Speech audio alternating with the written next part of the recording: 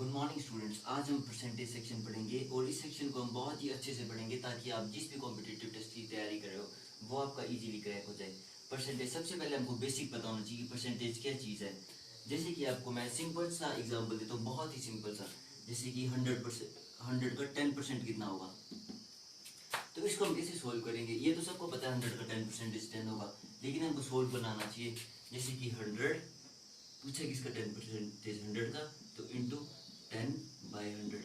ये हमने जो प्रतिशत है ना, इसको हमने डिवाइड करना है 100 से, फिर हमारा आंसर आएगा 10%।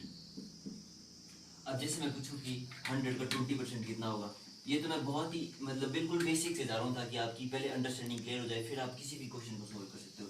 जैसे कि 100 का 20% कितना होगा, 100 का 20% कितना होगा, तो आपने 100 इंटू ये जो परसेंटेज है ना, परसेंटेज का मतलब यही होता है पर अपॉन सेंचुरी, मतलब डिवाइड करना है अपने 100 से, इंटू 20/100 इज इक्वल टू 20। लेकिन अगर आपको थोड़ी सी आपको कैलकुलेशन भी मैं फास्ट करवाऊंगा स्टार्टिंग में, ताकि आपको बाद में प्रॉब्लम ना आ जाए कि आप बहुत ही लेंथी में सोल्व करें हर क्वेश्चन। जैसे कि मैं आपको बोलूँ कि 200 का 10% क्या होगा। अब अगर आपको 10% पूछा है ना, तो आपको सिंपल से याद रखना कि 10 तो हमको पता ही है कि क्या होता है 10/100, तो एक जीरो से एक जीरो कट जाएगा। और अब 200 का 10% 20%, मतलब आपको अगर 10% पूछा होगा ना, तो सिर्फ आपने जीरो रिमूव करनी है जिस भी नंबर से आपको पूछा होगा। जैसे कि 38 का 10%, मतलब आपको सिर्फ 10 से डिवाइड करना है। ये तो आपको पता चल गया ना क्यों करना है, क्योंकि 10/100 है, तो आपको सिर्फ 10 से डिवाइड करना है। तो 38 का 10% आएगा 3.8। लेकिन आपको एग्जाम में कैसे करना है, अगर आपको एग्जाम में इतना सिंपल तो ये बोलेंगे नहीं कि किसी भी नंबर का 10%, तो थोड़ा सा तो हो गई टफ। अब जैसे मैं बोलूँ कि 200 का 20% बताओ। अब आपको सबको पता है कि 200 का 10% कितना होगा, सिर्फ एक जीरो ही तो रिमूव करनी है यहाँ पे। 200 का 10 होगा 20%। तो अब इन्होंने क्या पूछा 20, मतलब 10 को इन्होंने 2 से मल्टीप्लाई कर दिया है। तो 200 का 10% कितना है 20, और परसेंटेज को इन्होंने 2 से मल्टीप्लाई किया, तो आपको भी 2 से मल्टीप्लाई करना होगा 40।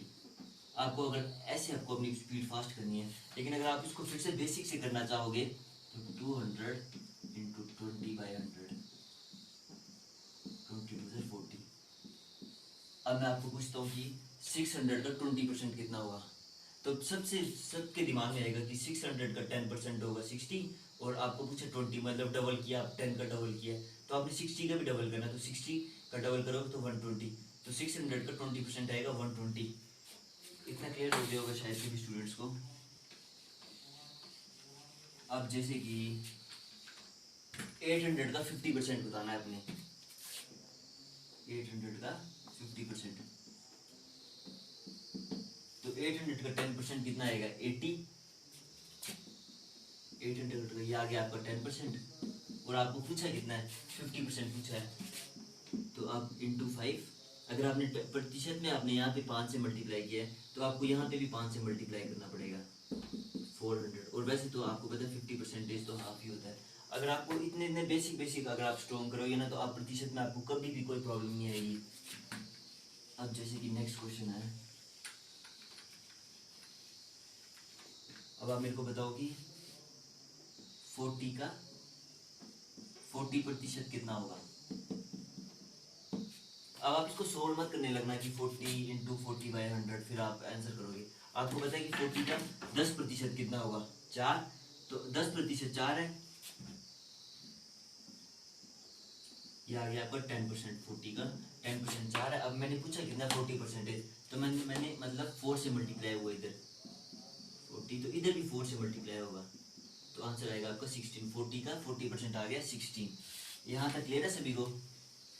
अब मेरे को आप मेंटली कैलकुलेट करके बताना जो मैं आपसे पूछूंगा। आप मेरे को बताओ कि 70 का 30% कितना होगा। अब दिमाग लगाओ कि 70 का, पहले आप ऐसे मत करना कि 70 इंटू 30/100, आप सोचो कि 70 का 10% कितना होगा 7, और मैंने पूछा कितना 30, मतलब मैंने 3 से मल्टीप्लाई किया है, तो 7 इंटू 3 21, तो 70 का 30% कितना आया 21। किसी को क्लियर हुआ? अगर नहीं हुआ तो मैं आपको थोड़ा सा एक बार फिर से बताता हूँ, और प्लीज इस बार आप समझने की कोशिश करना। जैसे कि 90 का 40% कितना होगा, तो आप मेरे को बता, यहाँ पे सब स्टूडेंट्स इसको ऐसे सोल्व करेंगे 90 इंटू इधर 40, तो प्रतिशत में डिवाइड करेंगे 100 से, तो ये आया आपका 36।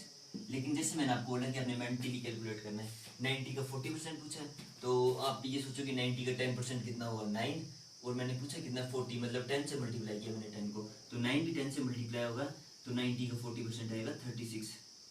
अब मैं आपको एक क्वेश्चन और पूछता हूँ, प्लीज इस मेथड से सोल्व मत करना। अगर आप इसको मेंटली कैलकुलेट नहीं करोगे तो आप कभी नहीं कैलकुलेट कर पाओगे। आपको अभी से इसकी तैयारी करनी है कि मेरे को प्रतिशत में सिर्फ पेन का यूज ना करना पड़े, आपकी मेन मोटिव ये होना चाहिए।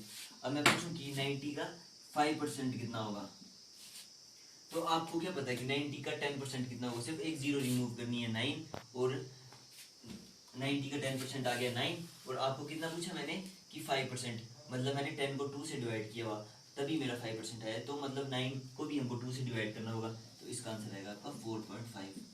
किसी को कोई प्रॉब्लम है इसमें? आपको सिर्फ ऐसे मेंटली कैलकुलेट करनी, कोई भी कैलकुलेशन नहीं, क्योंकि मैंने आपको स्टार्टिंग में 10% क्यों बताया, क्योंकि 10% को कैलकुलेट करना बहुत ईजी होता है। जैसे मैं आपको कोई टफ से टफ पूछूं कि 99 का 10% कितना होगा, आपको पता है 10 से डिवाइड करना है, और ये 10 से डिवाइड कैसे होगा 9.9। अगर मैं पूछूं कि अब 99 का 20% कितना होगा, तो आपको सिर्फ 2 से मल्टीप्लाई करना है यहाँ पे 19.8। किसी को कोई प्रॉब्लम है यहाँ पे? आई होप आपको बेसिक कंसेप्ट क्लियर हुआ होगा। और यहाँ पे ये मैंने कुछ नंबर्स लिखे हुए हैं जो आपको लर्न करने पड़ेंगे, क्योंकि ये आपको तभी लर्न करने पड़ेंगे, तभी आपकी अगर कैलकुलेशन फास्ट करनी है तो आपको ये बेसिक से जो ये 5-6 नंबर है आपको लर्न करने ही पड़ेंगे। अब मैं एक सिंपल सा प्रतिशत का क्वेश्चन लेके चलता हूँ। ए बी से 20% बड़ा है, तो आपने बताना है कि बी ए से कितना प्रतिशत छोटा है।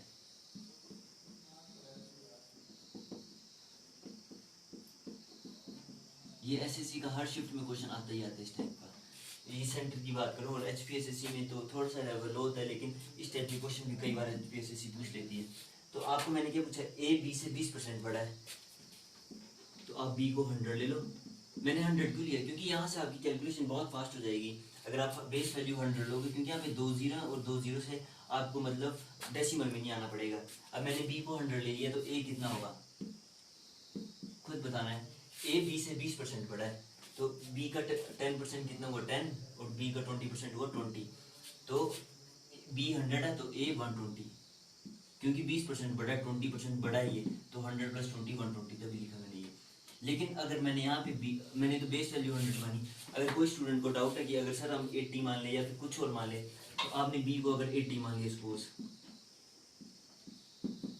तो ए कितना होगा, ए 100 मत लिख देना कोई भी स्टूडेंट, ये गलत हो जाएगा आपका। अब आपने बताना है कि बी का पहले आपको ये पता होना चाहिए बी का इसका 20% हुआ कितना, वही बढ़ाओगे ना आप, तो बी का 20% बताओ, ये सबको पता होना चाहिए कि 80 का 20% कितना होता है। तो 80 का 10% कितना हुआ 8, और 80 का 20% कितना हुआ 8 × 2 16, तो 16 बड़ा है मतलब, तो ए 96। अब देखो, अब बी को मैंने 80 माना और ए 96 है, तो ये वाला इजी या ये वाला इजी है, ऊपर वाला इजी, क्योंकि इसमें हमें 0 0 दिख रहे हैं और ये हमें बाद में काटने में भी इजी रहते हैं। किसी को यहाँ पे कोई प्रॉब्लम? प्लीज़ कोई भी डाउट होगा छोटा सा छोटा, आप कमेंट सेक्शन में प्लीज़ लिख देना, मैं हर एक डाउट को क्लियर करूँगा आपकी नेक्स्ट वीडियो में। इतना क्वेश्चन आगे समझ आपको, ए बी से 20% बड़ा है, आपका मेन क्वेश्चन ये है, तो बी ए से कितना प्रतिशत छोटा है। जो भी पूछा जाए ना कितना प्रतिशत, मतलब जिससे कंपैरिजन करना होगा उसको हमेशा आपने डिनोमिनेटर में लिखना, मतलब अपॉन में लिखना आपने उसको। अब बी ए से कितना प्रतिशत छोटा है, सबको पता है बी कितना प्रतिशत छोटा है, 100 है, ये 120 है, तो कितना छोटा है ये 20, और छोटा क्या है, कंपैरिजन किससे किया ए से, तो आपने ए को हमेशा नीचे डिनोमिनेटर में लिखना है 120 इंटू, और पूछा इन्होंने प्रतिशत में पूछा है, अगर प्रतिशत में पूछेंगे तो हमको मल्टीप्लाई करना पड़ेगा 100 से। अगर यहाँ पे डायरेक्ट 10% होता तो हमने डिवाइड करना था 10/100, 1/10 होना था। अगर आपको प्रतिशत पूछा जाए तो आपने मल्टीप्लाई करना है, अगर आपको प्रतिशत हटाना हो तो आपने डिवाइड करना है। तो इस क्वेश्चन का आंसर तो ऐसे आई है। अब इसको काटो, 21 × 20, 26 × 120, और इसका आंसर आएगा आपका अप्रोक्सीमेटली 16.67। इसका ये आंसर आएगा। किसी भी स्टूडेंट को कोई डाउट इस क्वेश्चन में? बस आपको ये याद रखना है कि जिससे कंपैरिजन पूछा जाए, मतलब किससे पूछ रहे हैं, ये ए से कितना प्रतिशत छोटा, तो आपको ए हमेशा अपने नीचे में लिखना है। अब मैं आपको एक मेथड बताऊंगा, अगर आपने कैलकुलेशन बढ़ानी है तो ये तो आपको बेसिक कंसेप्ट है ना, लेकिन अगर आप इस क्वेश्चन को इस वे से करोगे ना तो आपको बहुत टाइम कंज्यूम होगा। एक मैं आपको छोटा सा एग्जांपल देके बताता हूँ।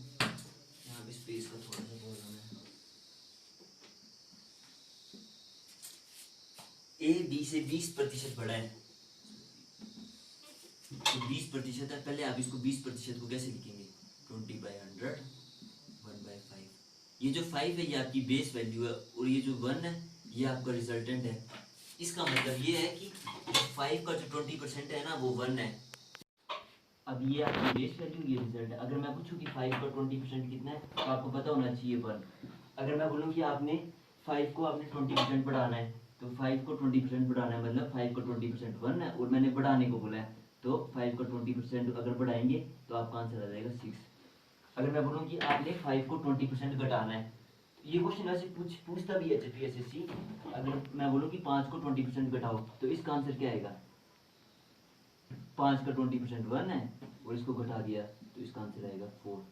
और ये वाला मेथड आपको बहुत ही इंपॉर्टेंट है। मेरे को लगता है कि आपको इस पे ज़्यादा फोकस करना चाहिए, ना कि इस पे। मैं इसको आपको थोड़ा सा डीपली फिर से समझाता हूँ। ये समझ आ गया सभी स्टूडेंट्स को ना?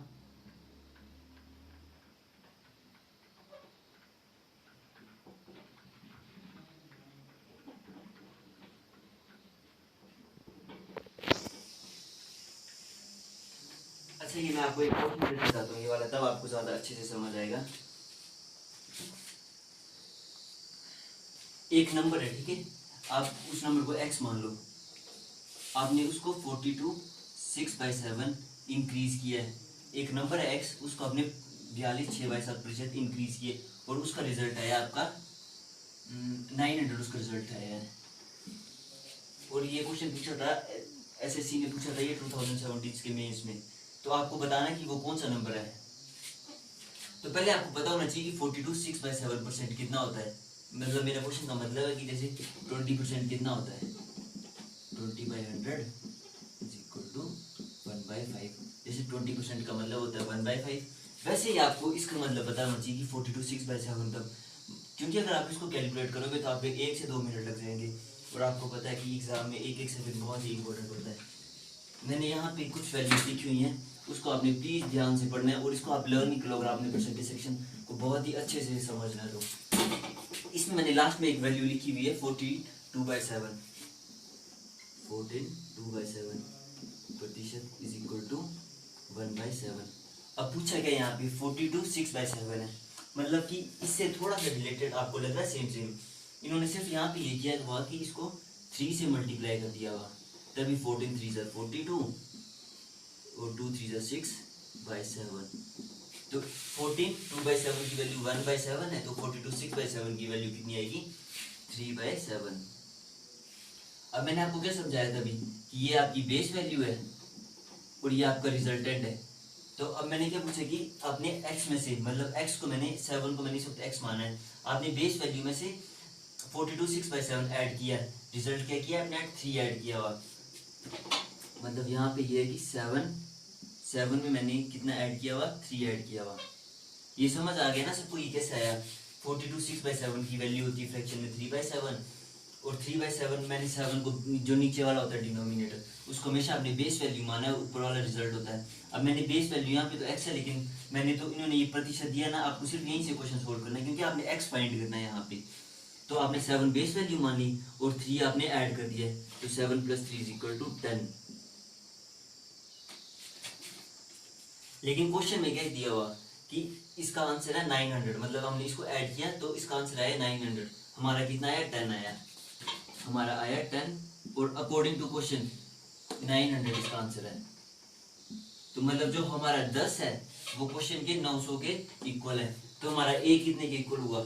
ये तो सबको पता होना चाहिए, तो बहुत ही बेसिक है। सिर्फ यहाँ से काटो, a की वैल्यू है आपकी 90,